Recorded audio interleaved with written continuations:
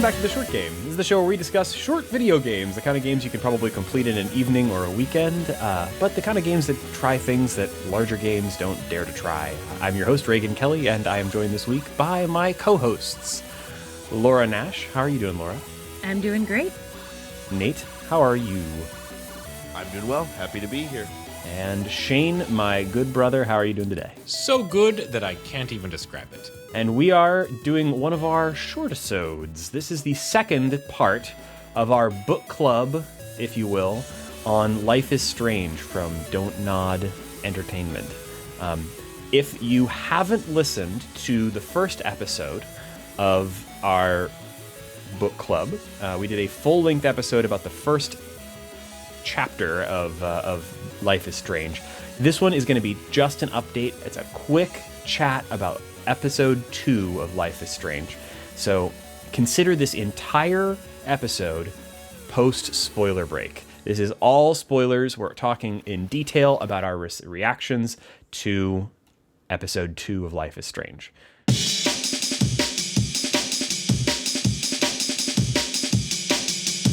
Guys, what an episode. Yeah. Seriously, it ups the repercussions of your actions much further than I think I was expecting. I don't know about you guys.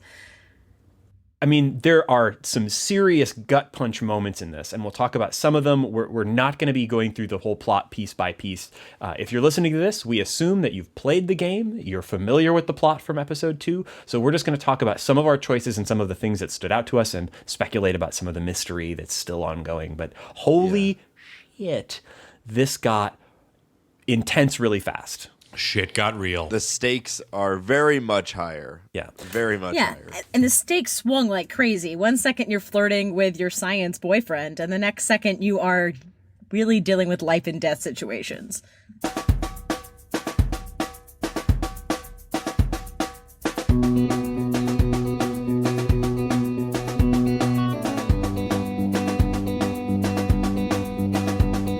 Let's talk about some of those high points in this episode. I'm really glad that I played this the first day that it came out because Twitter lit up with reactions to the big climactic moment towards the end of episode 2. So obviously we're talking about Kate Marsh's suicide attempt. There's throughout the episode we see Kate Marsh dealing with the repercussions of the viral video about her and, not doing well and being made fun of and getting more and more despondent. And there are some moments where we have an option to really be there for her and be her friend, but at a cost. And there's other moments where we, might not be there for Kate Marsh when she needs it. And the game does a great job of just showing you little bits of Kate's life as it happens outside of yours. You see her through a window, walking in the rain, crying, and some other things. And finally, it all climaxes with you see her having an argument of some kind with the professor guy. The asshole. Yeah, total asshole professor. Professor Jefferson is blaming the victim. Right, I was totally on Team Jefferson at the beginning of this game, but what happened to Jefferson? You fell for that handsome face, Reagan. I did. I was just, and all the photography terminology he was throwing around, my heart went pitter-pat, but... Reagan he loves the beard. Reagan loves the beards. I love the beard. The beard. It's a tight beard. Mm-hmm. Dude, it's almost as good as Nate's beard. No matter how good his beard is, he definitely did a lot of victim blaming and yelling at a girl who was crying, which is not professional for a teacher. This whole game seems to basically drill into my head that you can't trust anyone over 30. And as someone who's turning 30, that's really disturbing. Yeah, pretty distressing. Also, I don't know any of the young people terminology anymore. I don't think they do either, because at one point they even referred to themselves as, they said, we haven't hung out this much since we were tweens. And I was like, no one says tweens. I study kids, which is creepy to say, but I study teenagers' languages about what they refer to themselves, and no one calls themselves a tween. Yeah, on the previous episode, I actually defended the language, the writing. This one, it felt even a little... little less defendable. They use some really they silly. use the phrase. Now this one's maybe not just youth terminology. I just think it's like they're stretching for a word for something. They call Kate a viral slut a lot. Like that's a thing. Like, no, everyone thinks I'm a viral slut, and it's like, is that a thing? That's never a phrase I've ever heard in any other context. Dude, that's totally a thing. Kate goes to church a lot, and as someone who went to church a lot as a teen, you don't actually get a lot of the lingo. As a tween? A teen. Thank you. Yeah, but despite the despite the lack of proper slang, the writing in this was still fantastic. Oh yeah, it's still solid. And as Reagan said, it really can be a gut punch. So after this little escapade with the viral slut yelling and the teacher being an ass, I mean, you're in class normally, and a guy runs in and said, "Shit's going down at the girls' dorm." And you kind of rush towards the girls' dorm, and you see Kate Marsh leap off the building to her death. And repeatedly. Just before she hits the ground, you rewind, but you can't rewind much past that moment, and you see her jump off the building again and again. And this is the first time we see that Max's health is being impacted by her ability to rewind time. Well, kind of. Her nose. She's getting nosebleeds. That had happened twice already earlier in the game. But in this chapter, you're really pushing that time rewinding in new puzzly ways, which are really interesting. Both at the outset, when you find yourself at this sort of junkyard area, and then later at my favorite sequence in the entire chapter, which was at the diner. Yeah, that was great. We'll talk about that because that was a great chunk. But we make it up to the roof. I love the way that it handled that. She's rewinding time so hard that basically time is stopped. You see the rain stopped in midair. We make it up to the roof, and there's a scene where you've just worn out your time ability. You cannot rewind time anymore, which that was the main thing that I'm glad that they did. Like, you play out this scene where you have to talk Kate Marsh down off of a cliff, and for the first time in the game, you can't rewind time because you just can't. Your time power is worn out. And so the stakes of that moment of trying to talk her down off of that ledge are super high. What happened to you guys? I talked her down. I basically talked her down, but by pure random chance. Like, it seemed like it was asking me to parrot back all these moments from things I'd seen before. So, for example, it asked me to... She was like, "Nobody cares about me." And I was like, "Oh, your dad cares about you." Well, I saw her card from her dad. And from what I've read, that's actually the one question that really matters. Yeah. I got that one wrong, though. You did? But maybe you've just been such a good person. Well, and actually, as emotionally, tugging as this felt, and I love the dynamic where you finally don't have the power. I did feel it was a little clunky where she's like, "And also, I wiped off the board in front of your your it's a checklist. Room." Yeah, it was like let me humble brag you off of that ledge. Like, it didn't give me that one. I guessed that one wrong. I said, "But your mom cares about you so much." And she's like, "Oh, my mom hates me." And she was about to jump, and then I quoted the Bible verse. Yes, I randomly quoted. Yeah, I got that. It gave me like 3 choices for Bible verses that were like her favorite Bible verse. I don't even know. I'm no Bibleologist. Oh yeah, because it's on her Bible. It's in her Bible on her desk. Yeah, she flagged. I remember having read it, but I couldn't. It was a pure guess. Yeah. I had seen it at some point, and I randomly guessed it. Yeah, and that's how you. So there's a save if you miss up. Yeah, if you've been super nice to Kate throughout the whole game, then it's a lot harder to mess this scene up because she's already predisposed to be like pro. You based on if you answered her call when she called you when you were upset, when she was upset, or if you erased things that mean people wrote on her whiteboard outside of her dorm room, and so on and so on. So if you've already been being nice to Kate, it's not that hard to talk her down off of the ledge. You just have to remember 2 or 3 things about her.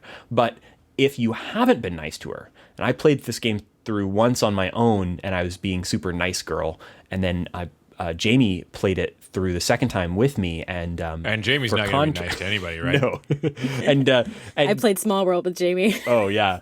She takes no prisoners, and just for contrast, we were playing that through as kind of the opposite of everything I did in my initial playthrough, which meant that we weren't super nice to Kate. The big one is that you get to tell Kate whether you think she should go to the police or not about about what's being done to her, the harassment that she's getting, and possible and getting date rape. drugged. Yeah, and the possible date rape, probable date rape. I mean, Yeah.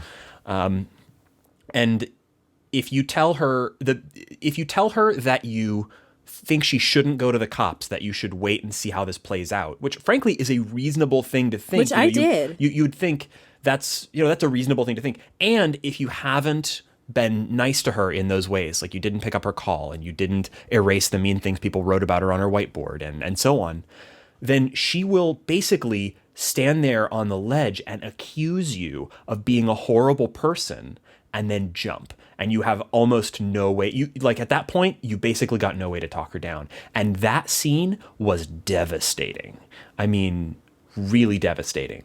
I'm really kind of conflicted about it. I think that it's more interesting that way. The story is more interesting. The scene is riveting. But I don't want to be the person that, through my inaction and assholery, let Kate Marsh die. So it's very conflicted. And it also, as just far as gameplay goes, I mean, that is a crossroad right there. Yeah.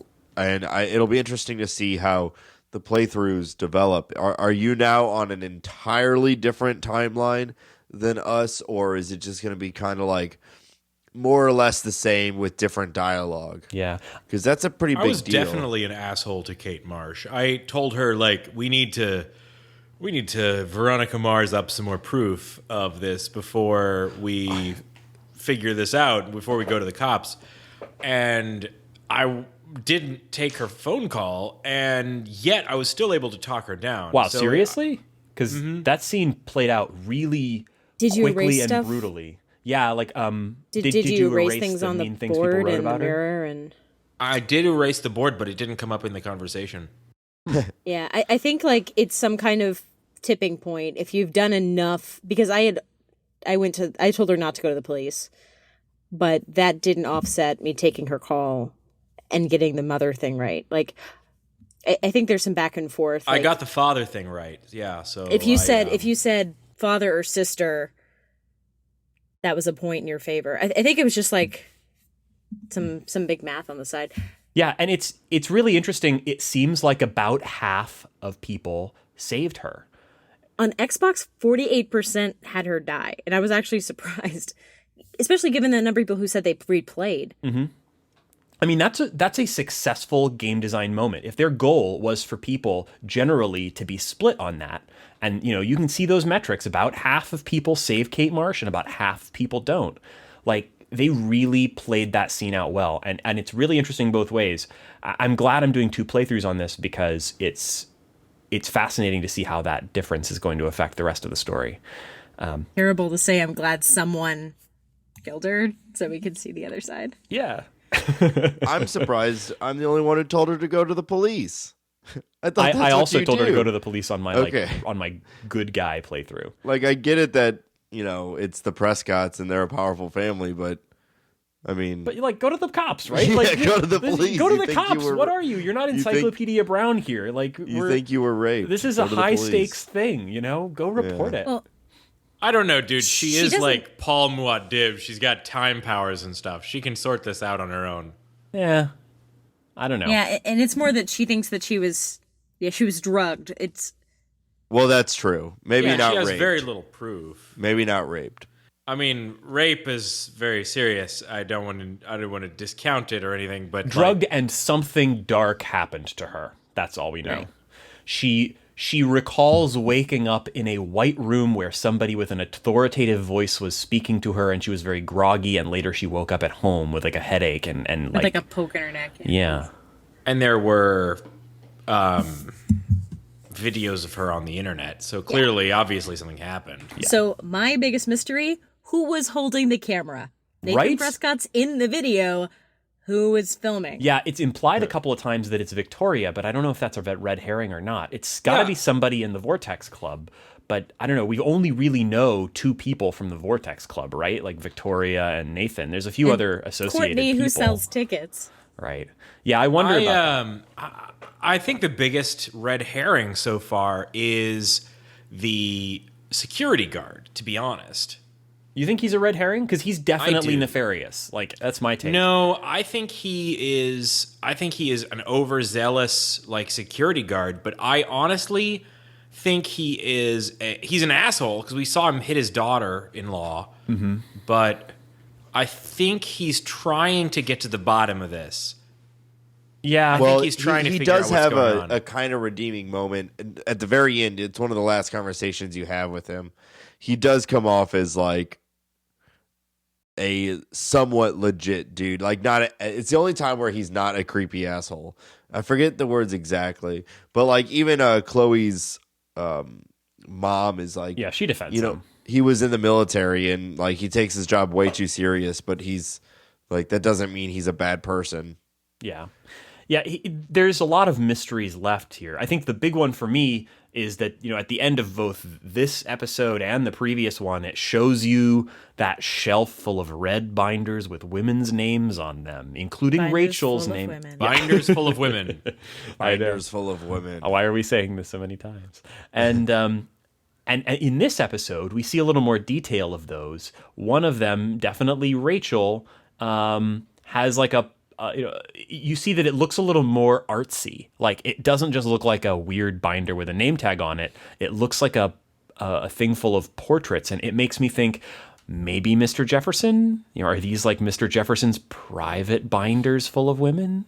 You also see the creepy security guard taking a picture of Kate Marsh while she's walking maybe one of the and students. crying in the rain. That's true. So, well, we know he's surveilling people. We found his room in the garage in the first episode with all the cameras all throughout the school. Yeah. And so I think that's the thing. You can easily interpret many different characters as the creators of these binders full of women. I'm leaning towards the creepy student who who gave you the pop quiz in the first one. You remember? Oh, so we got like in those TV shows when it's always like that one character you only met for like 30 seconds. Scooby-Doo effect. That's right. The guy who draws. Oh, I thought you were going to say the guy who draws pictures of people. Not the artist. Nice. He's fine. He seems okay. I'm thinking the guy that knew all about the every Asian guy with the photographer. weird sidewall haircut. Yeah. Yeah, he's definitely creepy. That's my random, like, if I had to choose somebody right now.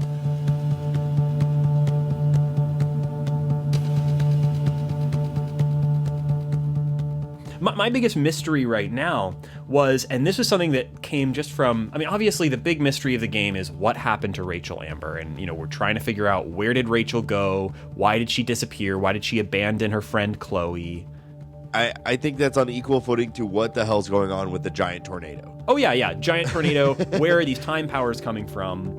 But it's snowing. Yeah. It's happening. But the Rachel Amber, missing girl plotline had a really interesting twist that I could have easily missed, and I did miss it the first time I played this through.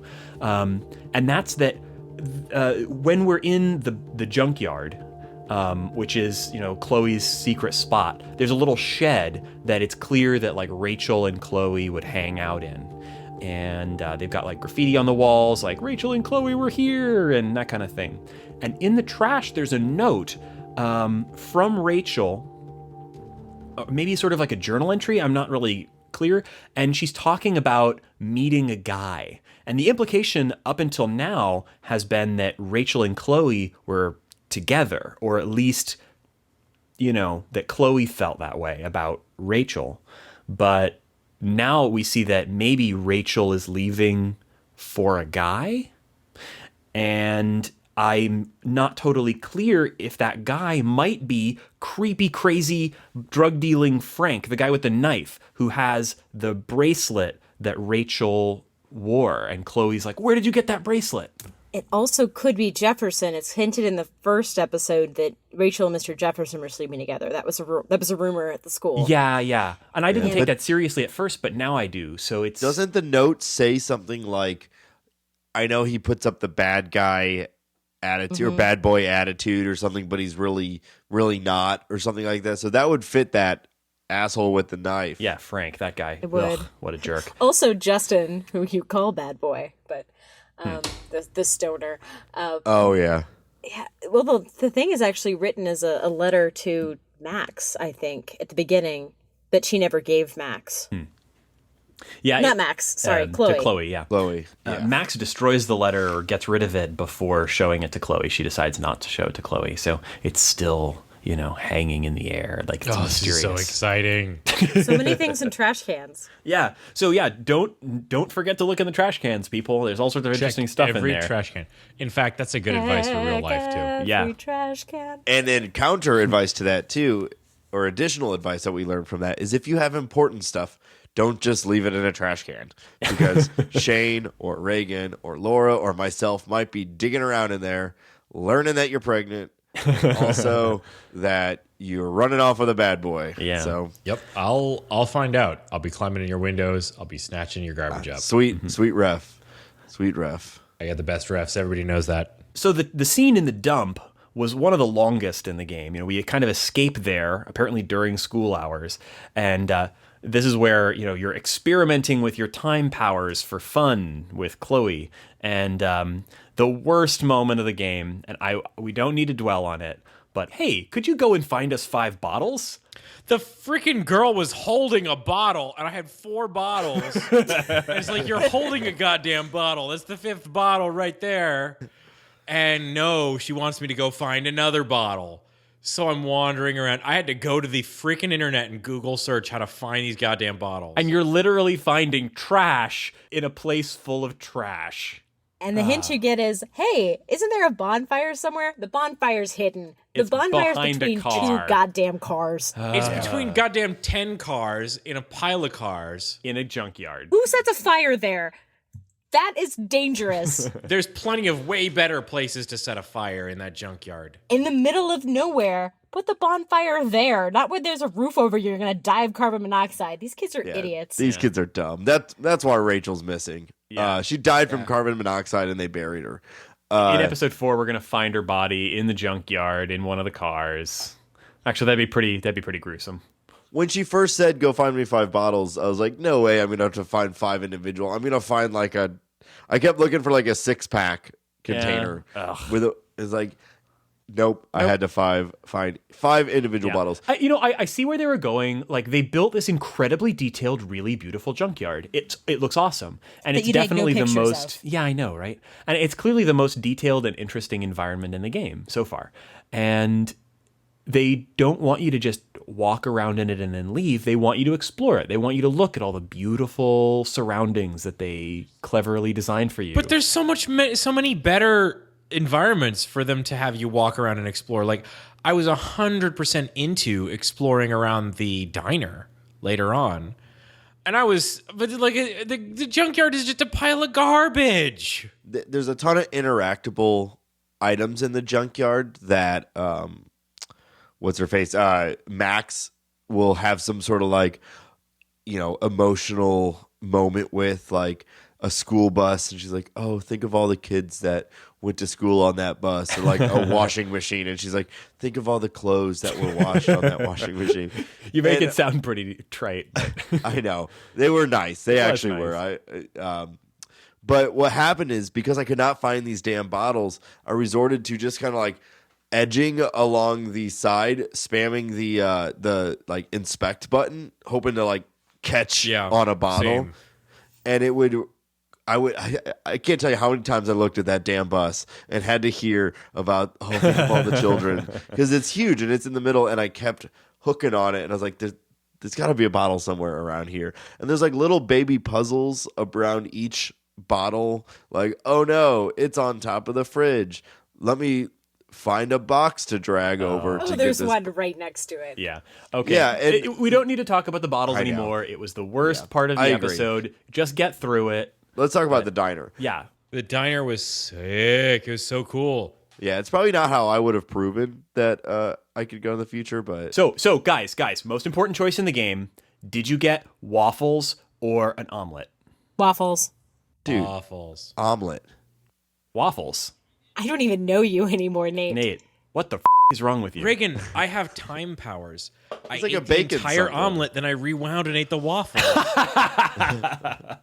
That is exactly what you should do. I did not think of that. I was shocked. She doesn't even finish the goddamn waffle. She leaves half it on the table. Yeah, because that's what you do with waffles every time you get waffles. You do? only eat like half of them. No. Blasphemy. Shut up. That's not what you do with waffles. I finish them immediately and then get more waffles. I like waffles, guys. We don't have to draw a line in the sand here, but given the choice of a bacon omelet and some waffles, I'm probably going bacon omelet most of the time. I'm just saying. I can put syrup on that if I want. Because that's really all a waffle is a syrup trap. I was minorly disappointed because I looked at the menu after I ordered the Belgian waffle, and on the menu it's Belgian waffle and fried fish. I know, and where's So my I thought I was fried getting fish? fish. I saw the same goddamn thing. Where's my goddamn fried fish? She just brought the waffle, and I was sad. Yeah, that's bullshit. No. This makes me so hungry right now.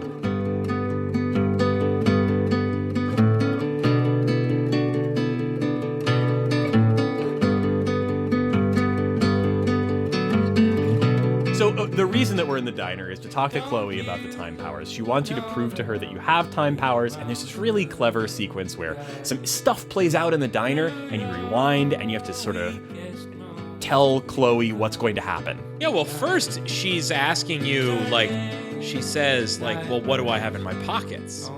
And then you get it wrong the first time. And then she pulls all the shit out of her pockets and she shows it to you.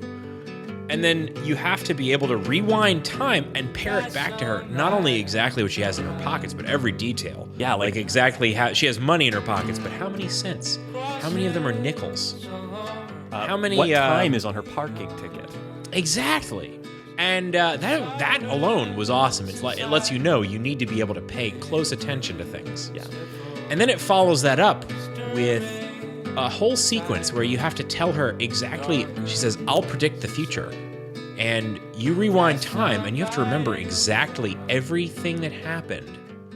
Yeah, over she's the next, lucky. 5 minutes. 4 very distinct things happened in the next 30 seconds. Yeah, but they were cool. I thought it was really neat the way the little roach scurries over to the jukebox, and then the jukebox gets messed up because apparently the roach got inside it or something. And you can Yeah, I didn't predict notice that the first time. Yeah, I didn't notice the roach either, and then That one took me the longest to figure out what was happening. so yeah, that was a really cool sequence, and I thought, like, even though it was just a little bit like gamey, just like, hey, rewind time and do this very obvious thing. Like it felt a little forced, but it was a cool scenario. It felt like you're showing off your cool time power to your friend. How would you guys show off your time power? Because I don't think I would have done Good it that question. way. I'd pretty much do exactly what you described, Shane, and eat 2 breakfasts. Well, but would that wouldn't prove it to the person. I mean, I think it would be really fun. She has a Polaroid camera, right? And Right. she keeps objects she creates. I expected her to take a picture of Chloe from the future, rewind time, and show the picture. Like, that kind of a thing. Like, Yeah, that would be picture cool. from the future. I wanted that to happen because she's a photographer. Listen, Nate, Yeah. the only appropriate answer here is day trading. Yeah, exactly. Now I'm a millionaire, and I wasn't when we started this conversation. Right. And now also you're wearing a silly hat. What? Like a Google chat for life. Yep. So one thing before we go to speculation, I just want to say my favorite and least favorite line of dialogue simultaneously was from the fisherman outside the diner. Oh yeah. When you start talking to him, one of the first words out of his mouth is, by Neptune's beard it has. Has Arcadia Bay changed? By Neptune's beard it has. The guy's like totally modern day fisherman.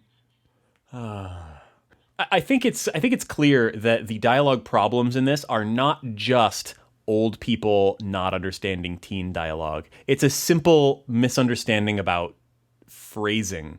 Like, no one would reasonably expect a modern day fisherman standing in a parking lot with a campaign sign about, like, save the bay to say, buy Neptune's beard in an unironic manner. That's something that pirates say in the 1600s, maybe. Rusty steampunk fishermen. Yeah. Yeah, older than that even. Okay, so prediction time. Predictions. Who killed or who shanghaied Rachel Amber? Is she alive or is she dead? And what's the deal with the powers? Okay. What do you And think? also, is the guy in the Winnebago, we haven't talked about him? What's his deal? He's Frank. Yeah, that Frank? that's like Frankie, That's Frank, 'cause Frankie he has the Knifey, dog. Knifey Frank. Yeah, of course Knifey it's dude. Frank. I totally caught that too. This is a Yeah. test. Okay, cool. Making sure we all knew that was Nice, Frank. yes. Perfect. Yes. Okay. I think Frank is your everyday average drug dealer with extra guns. So you don't think Frank did it? No, I think he might know something. Yeah, I think he knows something, but I don't think he did it either. But I think I'm leaning towards art school professor guy, and I'm leaning towards some involvement with some student, not necessarily the one that I'm primarily suspecting, which is creepy guy with all the Nathan Prescott? No, I think Nathan Prescott is a red herring. I think he that is Nathan too, Prescott even though I accused and him the of- principal are red herrings. I mean, he's got a gun and he's like waving it around. He did kill Chloe. He's messed Yeah. up, but I don't think he's the primary villain. I think You think there's something more nefarious and deeper and darker going on? I bet it's his parents.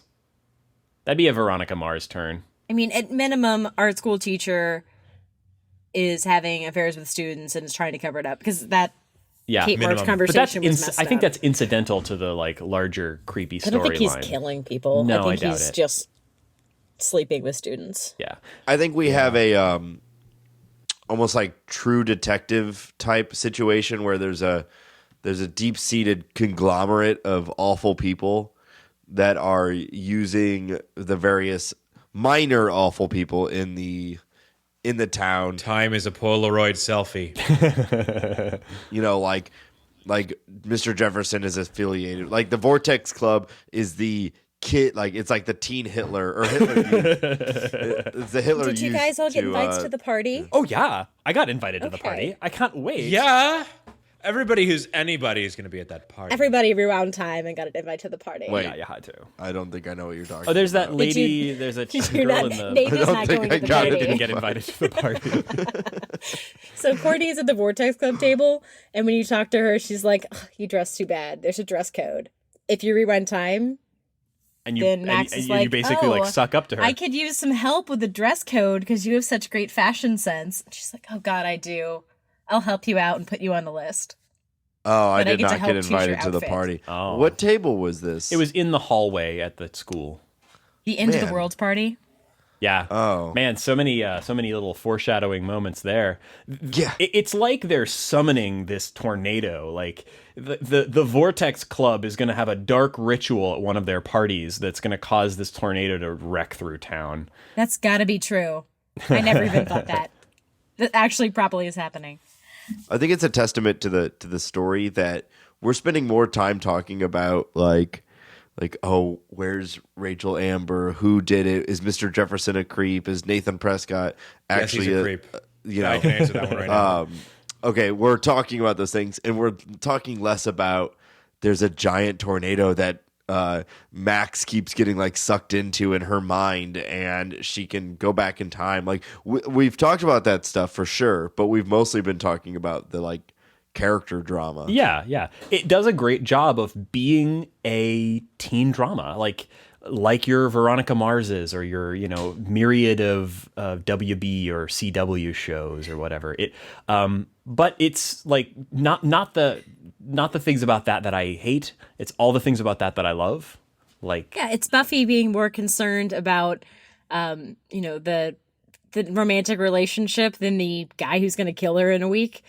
That's the exact same thing happening. There's a tornado coming, and everyone is more worried about the friend in crisis, which is deserved. yeah. Or Yeah, I really appreciated Chloe's take on it because obviously Max is dealing with a lot, but she's like, I don't have time to deal with this. And Chloe's like, yeah, you do. You have unlimited time. Like, let's go play around with it. And like, I know she has a lot to deal with, but Max probably needs to lighten up a little bit. True that. I mean, she does get a little action at the end of it. Oh yeah, what's our who are we shipping with who? I feel for Warren. Really, I'm totally not on Team Warren. That guy is such a dork. Well, yeah, but I mean, so that's fine. He likes her. I think she's a strong, independent time traveler who don't need no man. Well, that's a good point. Warren's also a little bit of a playa because Brooke really likes Warren, and the second you agree to go with him to Planet of the Apes, he calls Brooke and cancels on her. Oh, I didn't know that. How do you find that out? If you eavesdrop, so if you accept the Planet of the Ape thing and then you rewind and eavesdrop, he's making plans with Brooke for Friday night right before you walk over. Oh, no. And then you say Friday night, and then he picks up the phone and is like, sorry, I forgot I have other plans on Friday. That's funny. So that's too bad. He's like totally putting Brooke, his arm around Max at the end, by the way. Like he's totally, they're watching. Oh, the episode ends with a solar eclipse that wasn't scheduled for today. Like I could buy, okay, mysterious snow comes out of nowhere, but an unexpected solar eclipse. And then they just sort of like embrace and watch it. And I was like really uncomfortable because at this point I did have Max agree to go to Planet of the Apes because, I mean, come on, it's Planet of the Apes. It sounds awesome.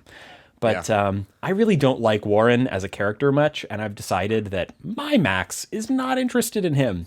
Not sure what her romantic relationships are going to be like if she has any at all, but not interested in Max in that way. I think he's, or not Max, in Warren in that way. I think he's kind of lame. I just don't think it's my right to deny Max and Warren's potential love, So I think Warren needs to hook up with Brooke. I think that's where he belongs. I mean, Brooke loves Warren. Warren loves Max. Max is dealing with some stuff. Chloe loves Rachel. Rachel loves who knows. Mm-hmm. Yeah, I think I'm shipping Max and Passepartout. That is valid.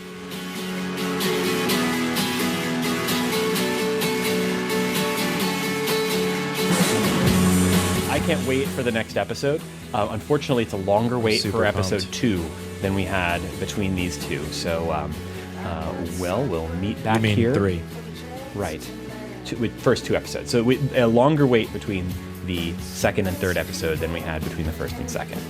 So we'll meet here again and talk about this some more. I'll be here. Yep, I'm excited.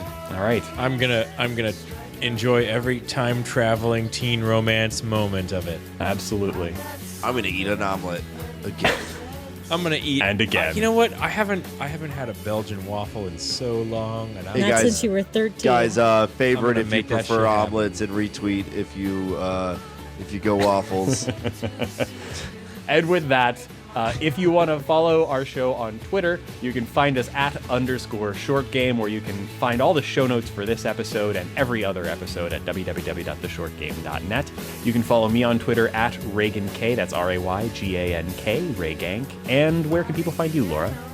You can find me on Twitter at Laura J. Nash. And Shane, where can people find you? You can find me at Belgian Waffle. I wish. At 8-Bit Shane, sorry. And Nate, where can people find you? At Nate STL.